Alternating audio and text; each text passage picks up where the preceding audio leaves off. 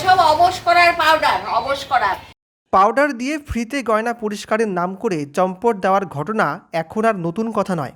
তবে সেই বিষয়টি সম্বন্ধে কোনো ধারণা ছিল না রাজগঞ্জ বাবুপাড়ার কুণ্ডু দম্পতির। বৃদ্ধ স্বামী স্ত্রী সাধন কুণ্ডু এবং মঞ্জুলা কুণ্ডু অবসরপ্রাপ্ত শিক্ষক শিক্ষিকা। বৃহস্পতিবার হাটের দিনে প্রচুর লোকজন যাতায়াত করছিল বাড়ির সামনে দিয়ে। বিকেলে বাড়ির গেটের সামনে দাঁড়িয়েছিলেন সাধনবাবু। দুই ব্যক্তি তাকে দেখে এগিয়ে আসেন। সাধনবাবুকে জানান, আমাদের নতুন কোম্পানি হয়েছে, এই পাউডারের মতো জিনিস দিয়ে গয়না অলংকার সহজেই পরিষ্কার করা যায়। আমরা প্রচারের জন্য এসেছি, তাই আপনাদের বিনামূল্যে পরিষ্কার করে দেব। কিছু বুঝে ওঠার আগেই সাধনবাবুর হাত থেকে কয়েকটি আংটি সেই পাউডারে ফেলে পরিষ্কার করে দেন তারা। এরপর গৃহকর্ত্রীকে ডাকতে বলেন। মঞ্জুলা দেবী ঘর থেকে বেরিয়ে আসতেই বহিরাগত দুই ব্যক্তি তার সোনার হার দেখে বলেন, দিন আপনার গলারটা একটু পরিষ্কার করে দিই। লোকগুলোর কথায় কি জাদু কে জানে, কিছু না বুঝেই তাদের হাতে চালান হয় সেই গলার সোনার হার। এরপর একটি পাউডার ভর্তি প্যাকেট সামনে তুলে দিয়ে বহিরাগতরা বলেন, এই নিন, এর মধ্যে আপনার গয়না রয়েছে, আধ ঘন্টা বাদে খুলবেন। এই বলে একরকম দ্রুততার সঙ্গে একটি বাইকে চেপে দৌড় দেন দুই ব্যক্তি। ব্যাপারটি সন্দেহজনক মনে হতেই প্যাকেট খুলে বৃদ্ধ দম্পতি দেখেন ভেতরে কোনো গয়না নেই। প্যাকেট খুলে দেখা যায় কতগুলো কাগজের টোপলা আর পাউডার, মালা টালা কিচ্ছু নেই। আকাশ ভেঙে পড়ে তাদের মাথায়। মঞ্জুলা দেবী বলছেন, আমি বুঝতে পেরেছিলাম কিছু একটা গণ্ডগোল রয়েছে, কিন্তু তাদের সামনে কথার পাল্টা কিছুই বলতে পারিনি।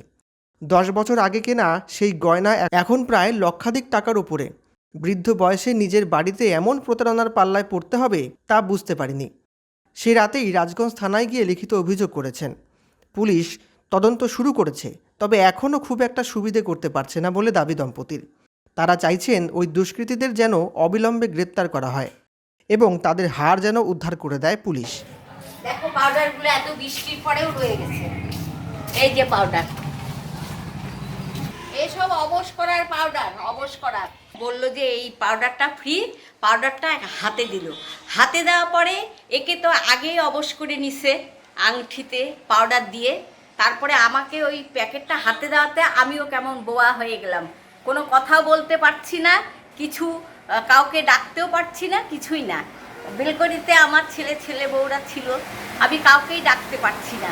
তারপরে আমাকে বলল যে এখানে সোনার মালাও পরিষ্কার হয় বলে মালাটা নিয়ে এখানে এরকম করে ঘষলো।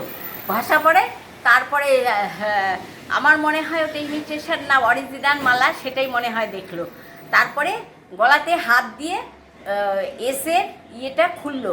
আমি তখন হাতটা চেপে ধরেছি যে মালা আমি খুলবো না, মালা খুলবো না, মালা খুলবো না, এতটুকুই বলতে পারছি। তারপরে মালাটা খুলে নিয়ে ওই প্যাকেটের মধ্যে ভরলো। ভরা পরে আর প্রচুর পরিমাণে পাউডার দিল।